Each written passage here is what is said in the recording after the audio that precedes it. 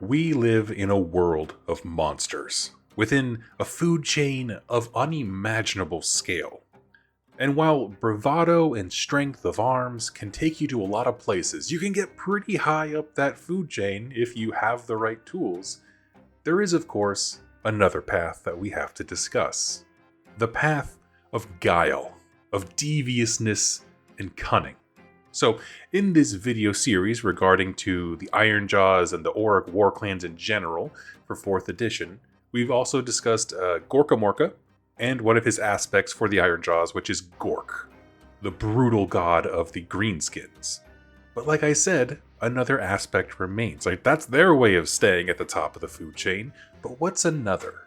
Is there another way to still seek out to be the biggest and the bestest, but this time not with raw brute force, but with the patience of like a seasoned hunter ensnaring his prey? To become such a dangerous figure that it's not just the strength of arms you need to worry about, if you're being attacked by this force, but your sanity and the very realms around you, all seeming to try to kill you. And when your city is falling, and when everyone you love is gasping for air from poisonous miasmas that filled your home, as torches burn in every direction of the place you love, one sound will stand out above all others. A cruel laughter. The chittering of Mork. The brutally cunning aspect of Gorka Morka. And now you will know that your end is near. The Kruleboyz were a faction of orcs that was introduced in the 3rd edition of Age of Sigmar. They were the big enemy within that box set.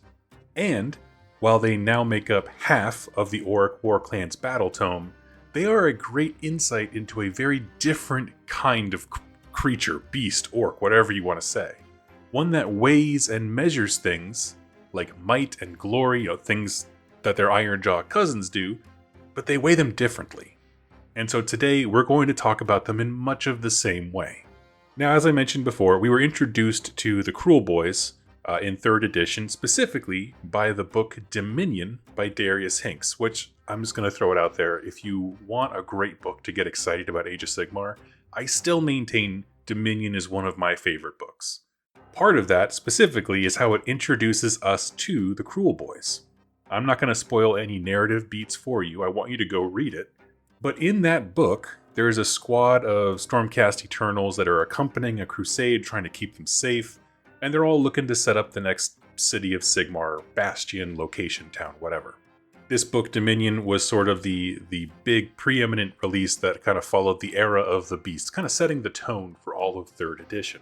Which meant also that it's a time of expanding. Cities were growing, spreading out, colonizing, whatever you want to say. But in this story, along the way, our heroes kept encountering things that they just could not explain. For example, empty towns, ghost villages. And then in another town, all of the people who lived there were kind of rounded up and put into a big net and suspended in the air to act as bait to lure in enemies. They encountered poison weapons, a thick, unnatural fog that renders all directions like mute. You start walking in the thick woods and the fog is thick enough, they just get lost. And during that entire time, when it seems like you're losing your mind and you're literally lost yourself in terms of you don't know where you are, there's nothing but laughs and jeers pouring out of that impenetrable fog. And the whole time throughout the book, at least most of it, there's just this dialogue between all the Stormcast Eternals being like, what in the ever-loving hell are we fighting? Who fights like this? It's an enemy the likes of which they hadn't really had to deal with.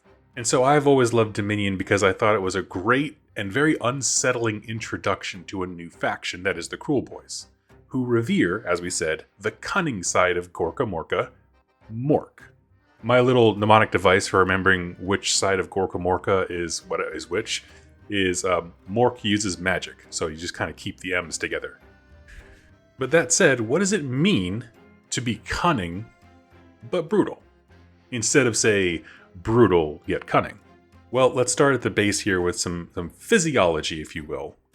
They're both orcs, but the Kruleboyz tend to live in very dark, somewhat swampy environments. places where the natural biome around them is almost just as treacherous as any army you could possibly face. And this sets them apart a little bit from their Ironjaw cousins in the sense that they have generally firm home bases a lot of the time. This is their swamp. They might send armies out to go conquer stuff around, or through realm gates. Age of Sigmar is a big enough setting to where anyone can be anywhere, but in general, they like to come back to a place that is very dangerous to outsiders, as opposed to Ironjaws who just form warbands and just like a bowling ball roll through the realms. So they're like a little bit less nomadic. Like I said, they're still going to send armies out and cause havoc and stuff, but their environments over millennia have definitely affected their body types. Rather than growing purely outwards with brawn, like the Ironjaws do, the Kruleboyz still grow with age and combat like orcs in general do, but they take on a more tall and lanky appearance. The older they are, the bigger they get, the more they fight, the bigger they get, just like, all orcs. But this time that raw muscle is offset by a thin body meant to hide in the shadows. It does, quite frankly, make them look a little bit more like the orcs from the Lord of the Ring movies, but I kind of like that distinguishes them a bit. They've truly been changed by their environment. Physiology aside, what does it mean to fight like Mork? Right? What does cunning warfare look like from an army that can barely count to 4? Right? I mean, to be honest though, it's pretty rough. And as I said, the visual that comes to my mind specifically when I think about the Kruleboyz specifically fighting, is that almost of a patient hunter who's having a lot of fun with his kill, just toying with them. And so please, friends, come on this journey with me. Imagine for a moment that you are stationed at a Cities of Sigmar fort, and the Kruleboyz are coming down on you. I want this visual because understanding what it's like to fight the Kruleboyz on the receiving end is very insightful. So you're there, you're a free guild soldier, man in the wall, just looking outwards. The first thing that you'll notice is that all the incoming supplies have stopped. You'll stop getting any kind of communication from afar. It just almost seems like you have been completely isolated from the rest of your faction. Over time, supplies will dwindle, of course. People are starting to get hungry. They start to get cranky over days, if not weeks, depending on the size of the town and its reserves or whatever. And at some point, a strange fog will roll in. And I say strange because it could happen in the desert of Akshi or, the ice caverns in Gur. I mean, it is just unnatural because it can happen in places where fog shouldn't exist. It is so thick that if someone, say one of your contemporaries as a soldier, were to walk out the front door of their fort with a torch in their hand, they would be nearly invisible just walking a very short distance, a block or two. And because of that, people start getting antsy. All right, all the hairs on the back of your neck begin to stand up. Maybe this lasts for a day or two. The fog's not going anywhere. But soon afterwards, a new strange thing begins to happen. You start to see really big torches that are not yours start to surround your city. Again, the fog is thick, so it means they're not very far. But whoever is attacking you is clearly surrounding your city. And again, you can't see who's there, who's putting them there, who's around them, just that you are surrounded, and more are showing up every single day and night. Then, from the mists, you begin to hear laughing. Like a lot of laughing. A lot of laughing from every single direction as the fun is beginning for the Kruleboyz. Now again, bring it back to you as the defender. Everyone's getting tired, cranky, they're very scared. You think you're being surrounded by a massive army. And then there is a change in the wind that further complicates things. People start freaking the heck out. Not because anything specific is happening, it just seems like they're starting to crack. There's too much fear, there's too much paranoia, there's too much hopelessness, all of those things. And so now you have this danger inside the fort of destabilization and obviously outside the fort when it comes to presumably an army that's standing around you. And my imagination for this is just imagine if the town that you are defending all the citizens turn into Hudson from the movie Aliens. Okay, if you guys don't know who that is, he's just a guy who's like, game over, man. That's it. We're done, bro. Game over. He's just like immediately, the first time they encounter the aliens is like, we're all going to die. Everything's hopeless. And sprinkled in throughout this time as things are kind of devolving, there's going to be some atrocities. For example, like lobbing heads of all of your trade people or your emissaries or scouts into your camp. You'll hear screaming of people they captured outside begging for help, kind of a thing.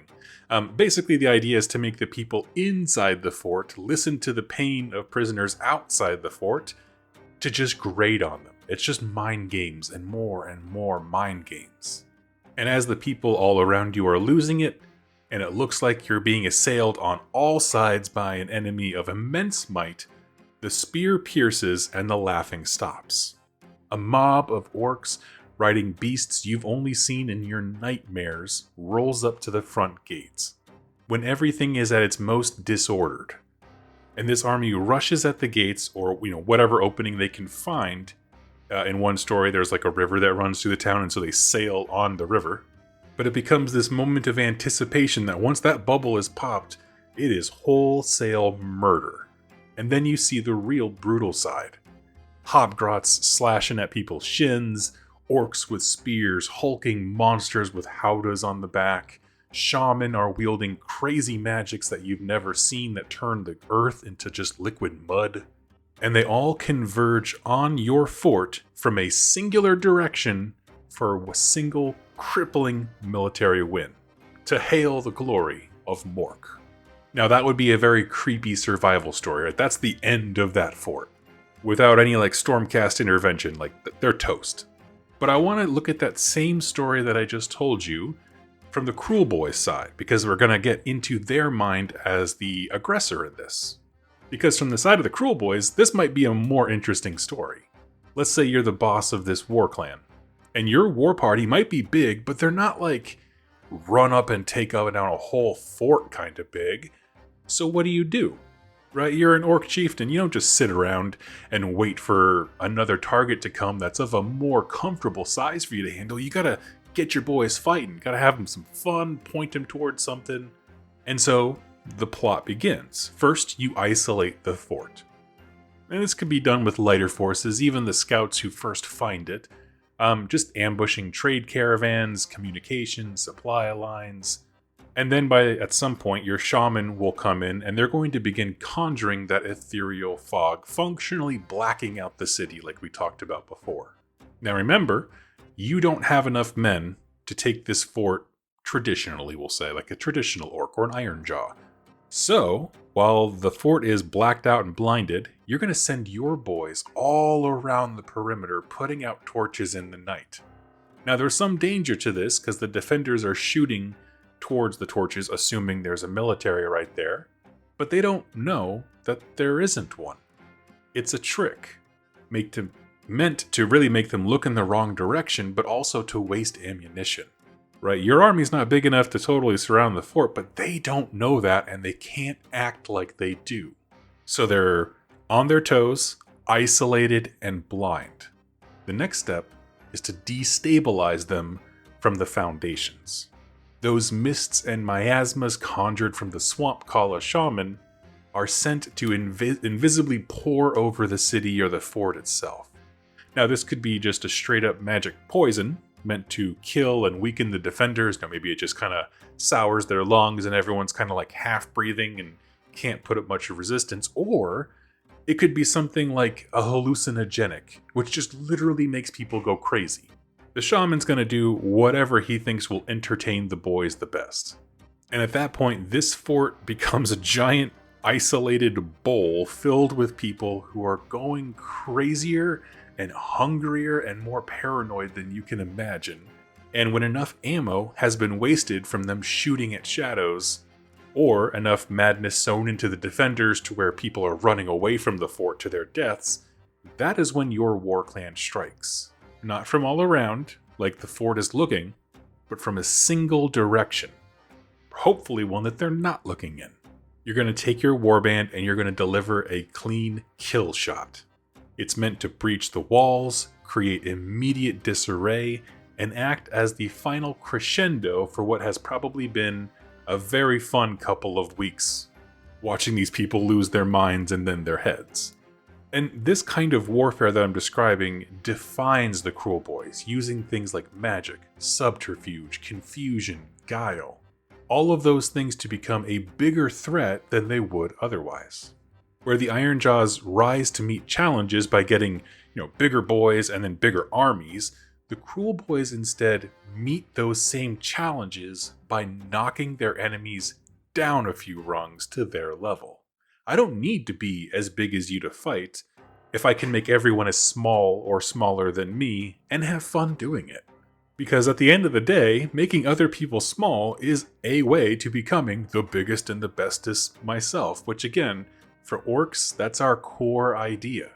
Now, the structure for these armies in general, I'll say, is very similar to their Ironjaw cousins, right? They have the same kind of ethos as far as the strongest and the biggest of us should be the one in charge. They're responsible for pointing everybody else towards fights.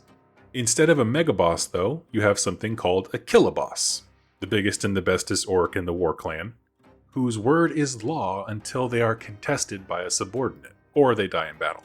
Where they differ, though, is how they rise up in ranks. So, rather than distinguishing warriors based purely on size or raw might, like say the Ironjawz would, the Kruleboyz, their way of determining merit is based off of what kind of plots and schemes you can perform. So for example, can you think of a new way to unsettle or terrify people on the spot, like true ingenuity? If you can, you'll be assigned more roles and more resources, which gives you more opportunity to fight and get bigger. And it's not really anything formal. It's not like you work on your proposal of PSYOP programs and come to your killer boss and be like, I got an idea. If we're kind of going back to our story we alluded to before, maybe one of the orcs was like, hey, what if we put torches all around them and confuse them? And the killer boss might be like, that's good thinking. I like you, and so on. So it's a very organic kind of natural system. The point being, you're rewarded for how clever you can be. It's a society that respects the warrior and loves to fight, just like all orcs, but is tempered by skills like observation and creative thinking, which makes them, in my opinion, both dangerous and highly insidious. Now, unlike Ironjawz, they are more than happy to work with other species of greenskins. Most prominently, the one you'll see the most is the diminutive Hobgrots. And it's not so much that the Ironjawz hate other, forces of destruction. It's more just they don't really care about them. If the Ironjawz go and fight and others follow them, that's cool. As long as you do what the Mega Boss says, he doesn't really care. Whereas the Kruleboyz have integrated others into their structure. Hobgrots are great because they can really swell the numbers of the Kruleboyz Waaagh. Just as often as a Orruk Warclan of Kruleboyz is led by a killer boss, they can also be led by and revere the word of a swamp kala shaman. And really simply, these are the wizards of their faction. They are the mystics, the story keepers of the war clan. Creative minds who do nothing but think of ways to use primitive magics to tear down an enemy, and probably are responsible for the oral traditions of the war clan, which may include yes, this is the guy, he came up with this crazy cool idea to take out this enemy. And so you start sowing seeds of creativity or creative thinking into the next generation of orcs. And these shaman can do everything from direct arcane blasts, so like a powerful war wizard, but more often, they're really great at changing the environment. They can make solid ground turn into swamps, add fogs, like we said, make poisons or miasmas to drive people insane or just kill them outright. So they are a fantastic tool for getting things achieved for the Kruleboyz in general, whether or not they're the leader. Now, in addition to subterfuge, the Kruleboyz also make great use of ranged attacks, which also sets them apart from Ironjawz. In our example, the defenders are shooting at the torches thinking there's an army nearby, but maybe in the shadows, far away from the torches, are the Bolt Boys and the Death Spikas, essentially orc snipers who are picking off enemies from afar because they know they can't be seen. Again, adding to the idea of weakening the enemy to bring them down to a point where the whole faction can then attack in one spearhead strike and wipe them out. Now, one of the things I love about battle tomes is they give us like it used to be called sub factions, but now they're kind of just lore ideas of how this looks in practicality. So these are notable war clans that are kind of renowned throughout the realms. Okay, so the first one is the Grinning Blades, certainly the largest and the most widespread of the Kruleboyz war clans. Generally speaking, if you fought them, it's probably you fought a Grinning Blades warband. After passing through a ton of realm gates and splitting, dividing, growing, and settling during the time of the Age of Sigmar setting, they've become quite prolific since specifically the return of Kragnos. In fact, the Grinning Blades see themselves as Kragnos' personal horde, coming as close as you can to like a zeal for him. They are nominally led by Gobsprak, a shaman on the huge bird who definitely deserves his own video, but they've seemed somewhat lost as of late. If you don't know, Kragnos has moved on. I have a whole video about Kragnos I want to do. But now that the Grinning Blades are revealed, they've been moving on and conquering and trying to look for Kragnos and anything else that can give them a good fight. The next example we have are the Big Yellas. And really there's two things that define the Big Yellas: a penchant for distractions and ranged weapons. Basically, instead of a quiet and unsettling fog like our story before, they are going to blast their enemies with a raucous of noise from every direction. So they're still sowing that same confusion and fear of imminent attack, but this time by over-sensation rather than quiet, shadowy ones. And then, when everyone has become so benumbed to the raucous that their senses are a little woozy, they're not really sure what they're looking for anymore, a hail of arrows and bolts are going to pour from the sky and pick off the defenders, which is super rad. If I was going to do a Kruleboyz army, I think I would do Big Yellers, because they are reminders that subterfuge is not the same thing as silence. It's more about misdirection, I think, is probably a better way to say that. But the last example we have are the Skull Bugs, hailing from the swamps of Chitinya from Shyish. They've adapted basically to include unique aspects of their physical environment as well, we talked about in a few other videos, but for them specifically in their region, it's bugs. The Skull Bugs will go hunting for the biggest and meanest insects. These are things that are like the size of rhinos and stuff like that. And they do it because they want the innards, the poisons, the whatever, for all of their spells and rituals. They can then use these on themselves, like hallucinogenics, and have a great time just partying, or they can use them towards the enemy's destruction. So like you can weaponize all these things, or just have fun with them. As such, they make prodigious use of git snatches and beast breakers to capture the bugs and subdue them.